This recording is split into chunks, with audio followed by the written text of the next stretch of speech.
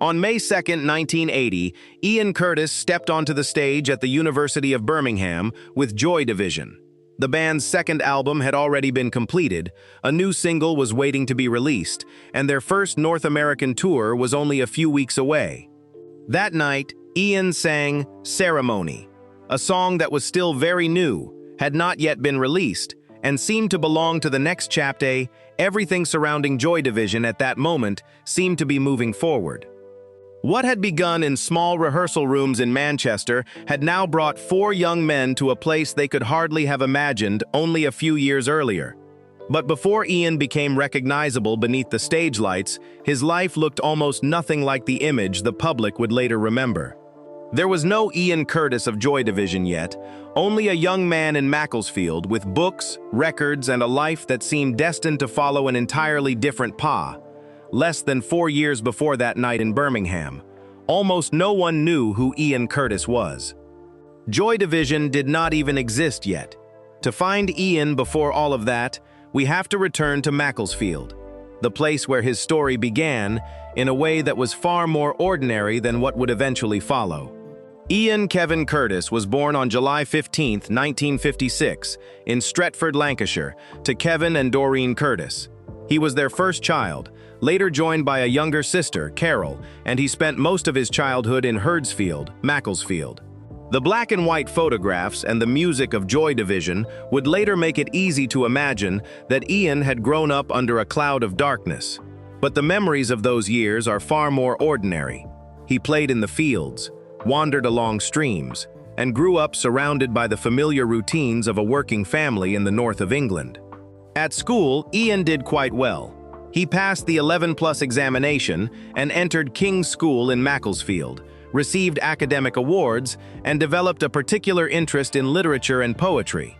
But as he grew older, Ian's attention increasingly moved beyond what school required of him. He read widely and began writing on his own. His father had also written plays.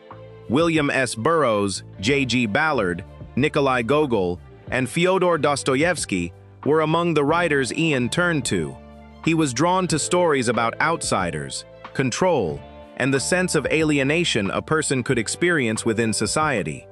Years later, traces of those books could be recognized in titles such as Interzone, Dead Souls, and Atrocity Exhibition. But at the time, Ian was still simply a teenager in Macclesfield, reading the books he liked and trying to write things of his own. Alongside the books were the records. David Bowie, Iggy Pop and the Stooges, Lou Reed and the Velvet Underground, Roxy Music, and Jim Morrison all fascinated Ian. He paid attention not only to what they sang, but also to the way a person could step onto a stage and create an image very different from ordinary life. Bowie especially captivated him because of his ability to transform himself again and again. Ian began going to concerts more regularly and saved his money to buy the records he wanted.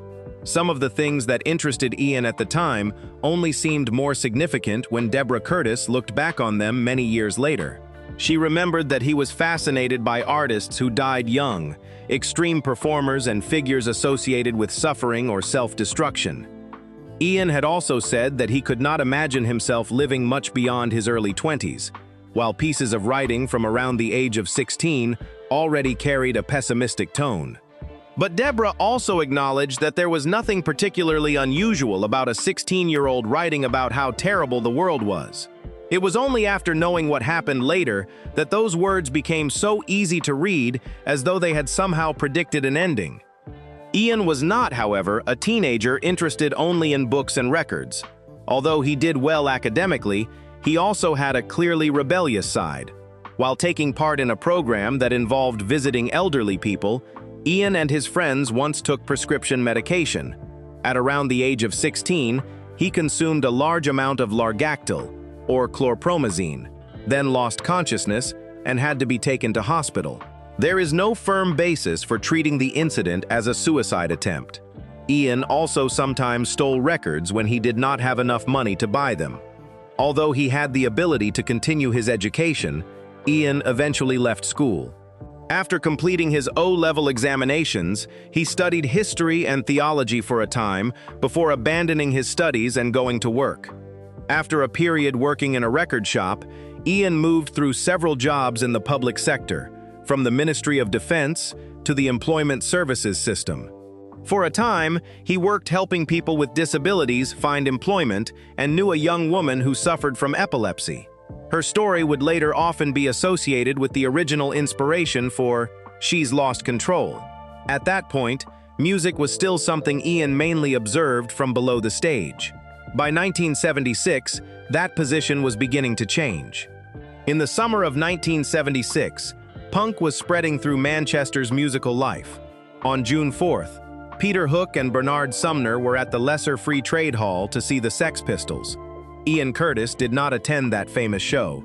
He appeared at the Sex Pistols' second Manchester performance on July 20. Hook and Sumner began almost from nothing. Hook bought a bass even though he did not really know how to play it, while Sumner taught himself guitar. Ian wanted to stand in front of the microphone and write the lyrics. He had also begun appearing around Manchester's punk scene, and was sometimes remembered wearing a jacket with the word hate across the back. Even the story of how Ian joined the group has been remembered in different ways. Peter Hook has said that they met Ian while they were looking for a singer and invited him to join, while Bernard Sumner once recalled that Ian responded to an advertisement seeking a vocalist. The accounts differ on that detail, but Ian did not have to go through a formal audition. They already knew one another. After the name Stiff Kittens appeared for a time on certain posters and in later recollections, the group began using the name Warsaw, inspired by David Bowie's Warszawa. On May 29, 1977, they played their first concert, opening for Buzzcocks at the Electric Circus. The lineup was still unstable at that point. Tony Tabak played drums before leaving. Steve Brotherdale took over the position for a period, while Terry Mason also tried the role before moving into other duties around the group. Warsaw played a fast, rough, direct form of punk, and Bernard Sumner later admitted that much of their earliest songwriting was essentially an imitation of the music they were hearing around them. Stephen Morris arrived after answering an advertisement for a drummer. His playing, particularly his use of the toms, gave the rhythm section possibilities that were different from the straightforward punk drumming the group had previously relied on. With Morris behind the drum kit, the lineup of Ian Curtis, Bernard Sumner, Peter Hook, and Stephen Morris was finally complete. Their sound, however, was not. The earliest demo recordings attracted little response. Even getting the tapes into other people's hands could be a highly makeshift process. Terry Mason once copied tapes using equipment at home while the television was still on, leaving some copies with fragments of whatever program was being broadcast, along with the ordinary sounds of life inside the house. There was no record label or professional machinery behind them. The group simply kept rehearsing, writing, and looking for places to perform. Ian was often the one pushing everyone to do more, rather than waiting for attention to come to them. In October 1977, Warsaw played on the final night of the Electric Circus. At a later date was recorded there and later appeared on the live album Short Circuit, becoming one of Warsaw's earliest officially released recordings.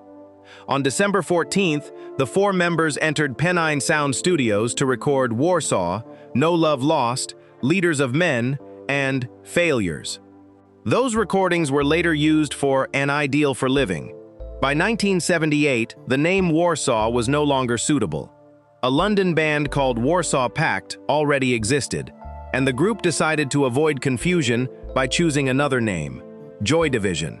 The name was taken from the novel The House of Dolls, in which Joy Division referred to a section where women were forced into sexual slavery in Nazi concentration camps. On January 25th, the four members played their first concert under the new name. The new name quickly became controversial. On the cover of An Ideal for Living, the group also used an image of a member of the Hitler Youth, which led to suspicions that they were fascinated by fascist imagery. The members denied supporting those ideas. The use of shocking imagery was not unusual in the punk environment of the late 1970s. But Joy Division's name and visual presentation still caused those suspicions to follow the band for years. In May, Joy Division entered Arrow Studios to make a series of recordings for RCA. Around 11 songs were recorded, including early versions of Transmission, Shadow Play, Interzone, Novelty, Warsaw, and No Love Lost.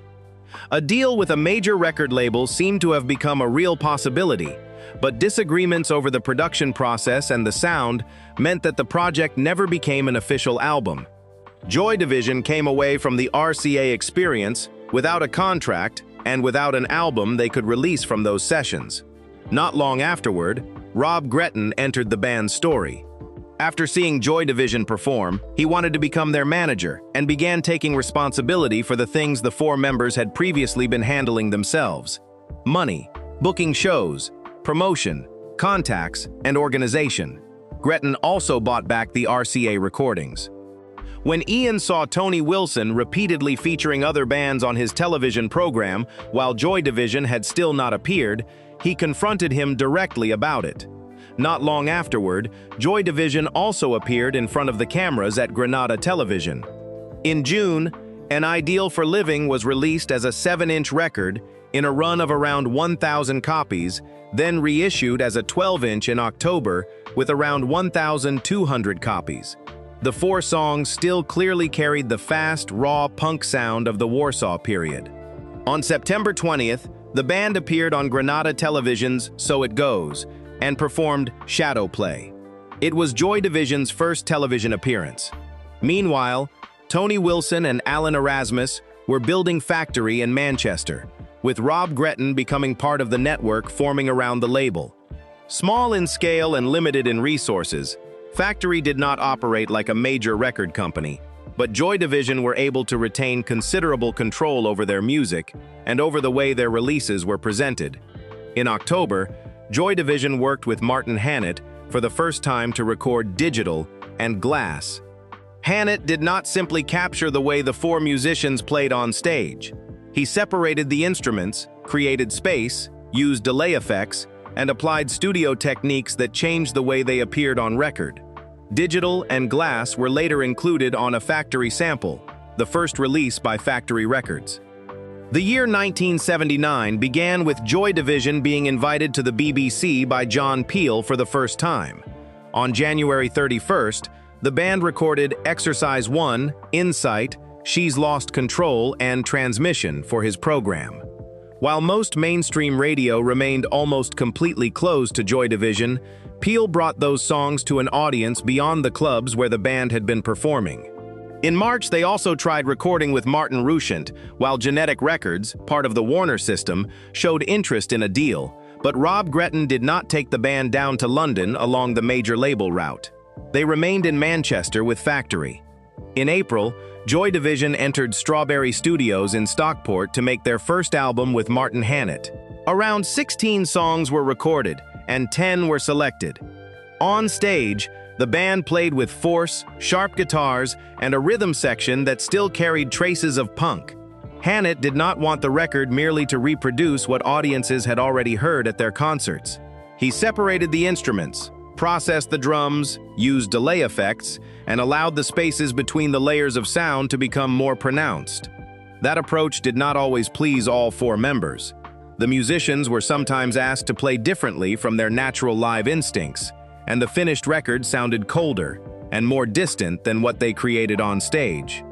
Ian Curtis and Stephen Morris liked the result, while Bernard Sumner and Peter Hook initially felt that the recording had lost some of the band's natural power. Many years later, Hook changed his view and acknowledged the lasting value of what Hannett had done. Peter Saville designed the album cover using a graphic representation of the signal from Pulsar CP1919, white lines against a black background, with no photograph of the four members and no prominently displayed band name on the front. Factory also did not force Joy Division to present their work according to the usual conventions of a major label. Unknown Pleasures was released in June 1979 with 10 songs: Disorder, Day of the Lords, Candidate, Insight, New Dawn Fades, She's Lost Control, Shadow Play, Wilderness, Interzone, and I Remember Nothing. The album received a strong response from the music press and the independent market. An initial pressing of around 10,000 copies was a significant number for a small label like Factory. But the later status of Unknown Pleasures can easily distort the way that moment is remembered. While Ian was alive, the album did not enter the UK Albums Chart. Its first appearance on that chart came in August 1980. The number 5 position, often mentioned today, belongs to a re-entry many decades later. Mainstream radio was still difficult to reach. Stephen Morris later remembered that Joy Division's significant radio exposure came mainly through John Peel and a number of special programs. Tony Wilson openly criticized the way playlists favored more easily digestible songs, while Bernard Sumner saw the band's music as a reaction against the sweet, polished pop that often dominated the radio. On stage, Ian increasingly became the center of attention. When the music began, he would jerk his body violently, spin around, and at times seemed to disappear completely into the rhythm. During the summer, Joy Division appeared more often in London, at factory events, the Lee Festival, Futurama, and larger venues. Journalist John Savage later remembered them as one of the most powerful live bands he had ever witnessed. At the end of July and the beginning of August, Joy Division returned to Strawberry to record Transmission, with Novelty as the B-side. The single was released in October, while Joy Division continued performing Transmission and She's Lost Control on television. Autosuggestion and From Safety to Where also appeared on the compilation Earcom 2.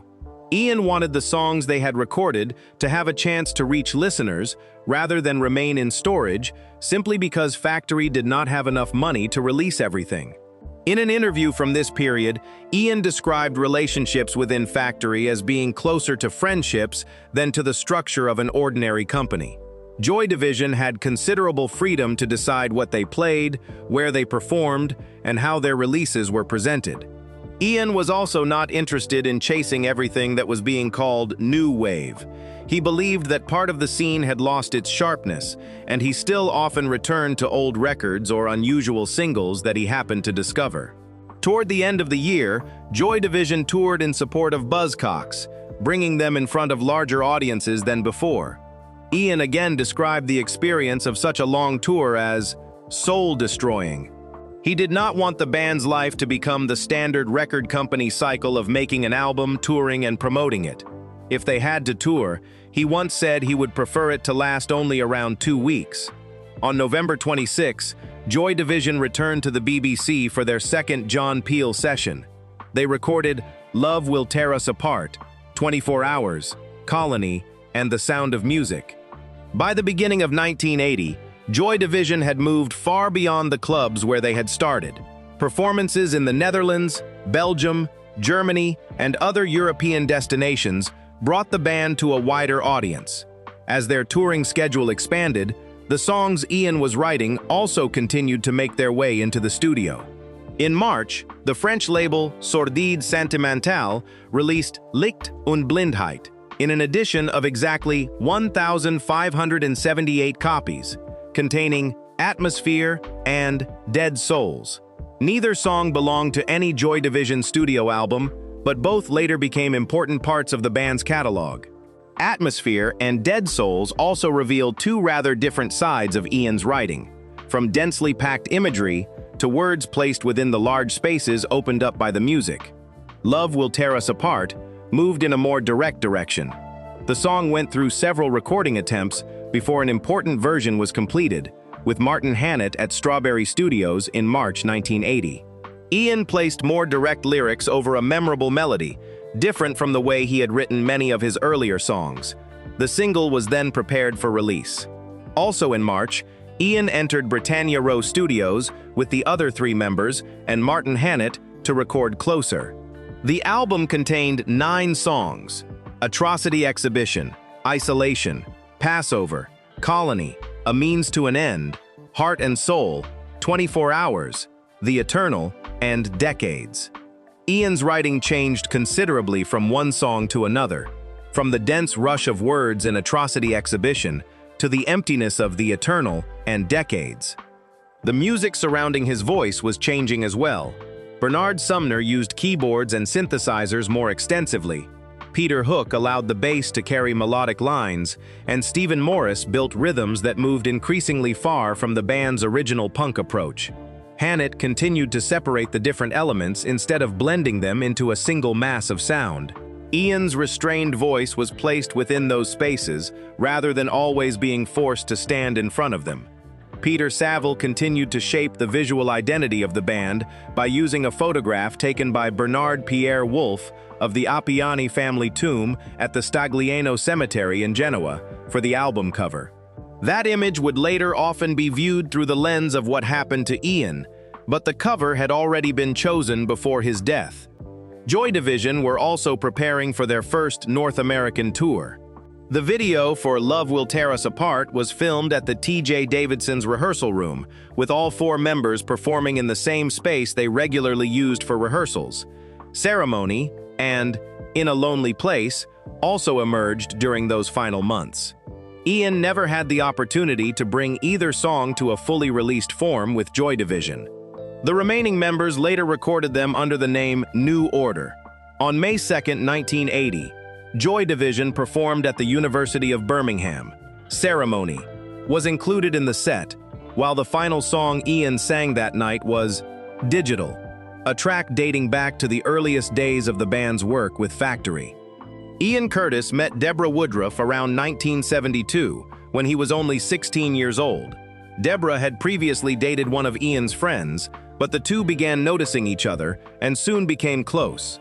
Their first date was a David Bowie concert, at a time when Bowie had already become a major influence on Ian. This was still before Warsaw, before Joy Division, and before music became the work that would occupy most of his life. On April 17, 1974, the two became engaged. According to Deborah's recollections, published many years later, Ian was already showing signs of jealousy and possessiveness during this period. He disliked her socializing with other men, and at the engagement party itself, there was an incident in which Ian believed Deborah was flirting with his uncle, leading to a Bloody Mary being thrown.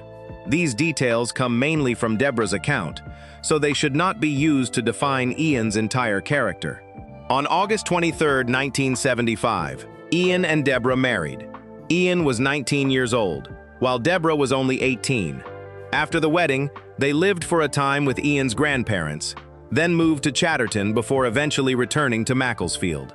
By 1977, the couple were living at 77 Barton Street and had entered the life of a young married couple dealing with a mortgage, jobs, bills, and expenses that had to be carefully managed. One room in the house became what they called the writing room. Deborah was the person who kept that practical side of life functioning. She later remembered that the first priority was making sure the mortgage was paid and that there was food in the house. Once those things were secure, Ian could devote more of his energy to the band. Deborah also believed Ian may have viewed Joy Division's success as a way of eventually becoming the family's main provider. The band was becoming increasingly well known, but life at Barton Street did not suddenly become financially comfortable because of it. At the end of 1978, after a concert in London, Ian suffered a severe seizure on the journey back to Manchester and was subsequently diagnosed with epilepsy. The treatment, the seizures, and the new limitations imposed by the condition began to enter every part of family life as well. On April 16, 1979, Deborah gave birth to Natalie, the couple's only child. Ian was only 22 years old. At times, he was reluctant to hold Natalie because he feared he might suddenly have a seizure and drop her. While Joy Division became increasingly occupied with rehearsals, recording sessions, performances, and travel, the band's income had still not grown accordingly, and Deborah had to consider returning to work even though she had only recently had a baby. Rob Gretton maintained the often-mentioned principle of no women around Joy Division's activities.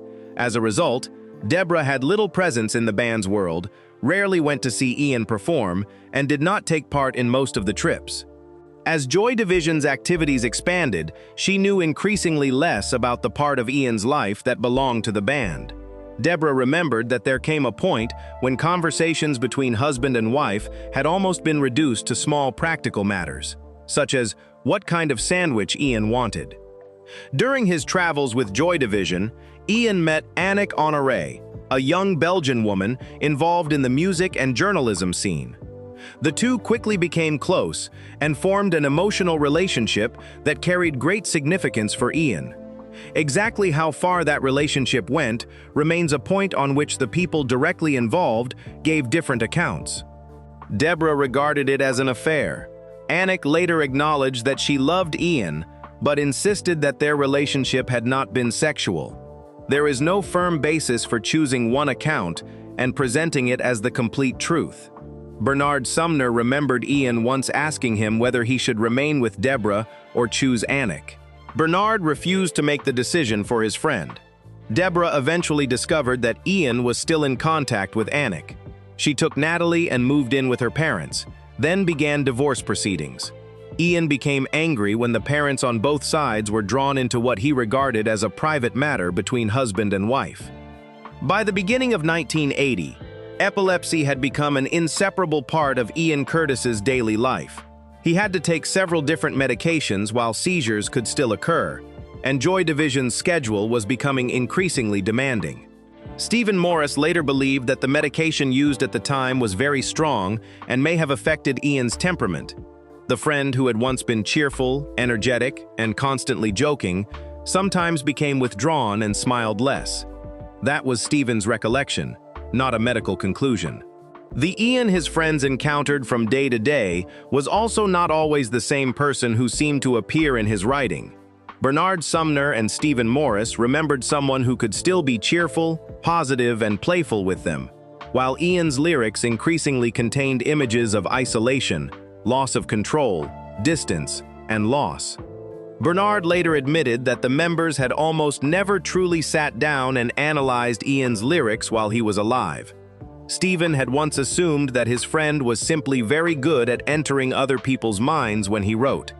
Only after Ian's death did they read those words again and begin wondering whether many of them had been closer to Ian himself than they had ever realized. Even when people around Ian asked whether he was all right, his answer was usually that he was fine.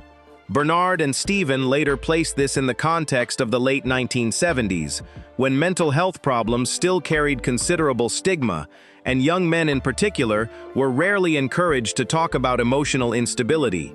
The members of Joy Division themselves were still very young and had no real knowledge that might have helped them understand what was happening to their friend. Looking back, they carried regret over signs they had not understood at the time. On April 6, 1980, Ian attempted suicide by taking pills, and Deborah called an ambulance. Afterward, Tony Wilson and Lindsay Reed helped arrange for him to spend some time resting in Charlesworth. That break did not become a complete withdrawal from Joy Division. Ian continued to return to performances. At Barry, Ian was unable to complete the entire performance, forcing other singers to come on stage and help, while part of the audience reacted angrily and the situation descended into chaos. At the Rainbow Theatre in London, strobe lights were used and Ian suffered a seizure. After recovering, he still tried to continue, only to suffer another serious seizure. Many years later, Bernard admitted that there were performances during that period that they simply should not have played. Stephen Morris remembered a telephone conversation in which Ian said he wanted to leave Joy Division, move to the Netherlands, and open a bookshop. Stephen replied that if that was what would make Ian happy, then he should do it. Many years later, Stephen still wondered whether what Ian had really wanted to hear at that moment was, "Don't go, we need you." Meanwhile, Joy Division were preparing for their first North American tour. Memories of Ian's attitude toward the trip are not entirely consistent. Peter Hook remembered Ian at times being very excited about America, a country associated with figures he loved such as the Doors and William S. Burroughs. Deborah and other accounts, however, suggest that Ian was worried about flying, his epilepsy, and whether he would be able to cope with the performances that lay ahead. On May 17th, only a few days before the scheduled departure, Ian met Deborah and asked her to stop the divorce proceedings. Deborah initially intended to stay because she was worried about him, but Ian later asked her to return to her parents' home. By the time they parted, there was still no clear resolution to their marriage. Ian then wrote a long letter. Deborah has never published its full contents, but she has said that Ian wrote about their marriage, the life they had shared, and his love for her and Natalie. Many years later, Deborah said the letter still caused her pain because Ian had written down things she wished he had been able to say while he was alive. During the hours that remained, accounts state that Ian listened to Iggy Pop's album The Idiot and watched Werner Herzog's Stroszek. These details have often been placed alongside his death in later retellings, but they do not provide an explanation for Ian's decision. There is no basis for identifying any single factor as the sole cause. On May 18, 1980, Ian Curtis died at his home at 77 Barton Street in Macclesfield. He was only 23 years old. Deborah was the person who found her husband. Natalie was just over a year old at the time. Joy Division were scheduled to leave for their first North American tour the following day. Ian Curtis left very little time for others to watch him grow older. There were no decades of songwriting through which his career could be divided into different periods, and there was no older Ian looking back on what he had written at the age of 22 or 23. What remains is almost permanently fixed in youth: his voice, the pages of lyrics, and the image of a young man who never had the chance to grow old. An important part of the lasting power of what Ian left behind lies in the way he wrote. He rarely explained emotions completely or told listeners exactly how they were supposed to understand the people in his songs. Instead, there were rooms, cities, distance, control, bodies losing command of themselves, and people unable to reach one another. The images were specific enough to create a world of their own, yet never locked into a single interpretation, allowing listeners who came later to continue finding parts of their own experiences within them. Ian's image on stage also became inseparable from the memory of Joy Division. The violent, jerking movements of his body, the way he turned and spun, and the state in which he seemed almost to disappear into the rhythm created an image that was immediately recognizable in front of the microphone. Bernard Sumner, Peter Hook, and Stephen Morris did not continue Joy Division with another singer. After Ian's death, they chose a new name and eventually formed New Order. As a result, Joy Division never had a post-Ian Curtis period with someone else standing at the microphone. The band's history ended with the four-man lineup that had created it. Over the decades, the public has also come to know Ian through the people who told his story. Deborah Curtis's Touching from a Distance presented an Ian beyond the stage, with a marriage, a family, illness, and difficult aspects of his life that the image of the band could not show. When Anton Corbijn made Control, that story was transformed into film and reached another generation of viewers. Together with the surviving photographs, recordings, and performance footage, works like these have continued to shape the way Ian is remembered by people who never met him. But that same process has also made it very easy to reduce Ian Curtis to a single image: the young singer dressed in dark clothes, writing bleak words and dying at the age of 23. The person remembered by those who actually lived alongside him was far more complicated. Bernard Sumner and Stephen Morris spoke of a friend who could be cheerful, funny, and full of energy. Deborah's memories also leave behind an Ian capable of love, jealousy, ambition, mistakes, and very ordinary responsibilities. Those memories make it far too simple to read every line Ian ever wrote as though it had been a prophecy of his own death. Ian never had the chance to live long enough to look back on the songs of his youth, explain them differently, or correct the image that others created of him. Those who remained did that through memoirs, interviews, films, and their own memories, but every account preserves only one part of who he was. And so, after all the familiar images of Ian Curtis, there remains a distance between the young man who once lived in Macclesfield and the figure that later generations continue to see in him.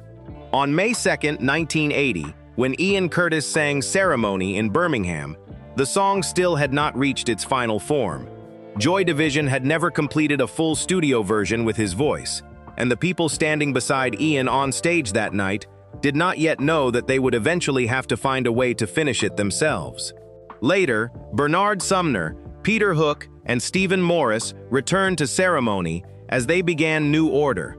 The voice had changed, and the name of the band had changed, but the words Ian left behind remained inside the song.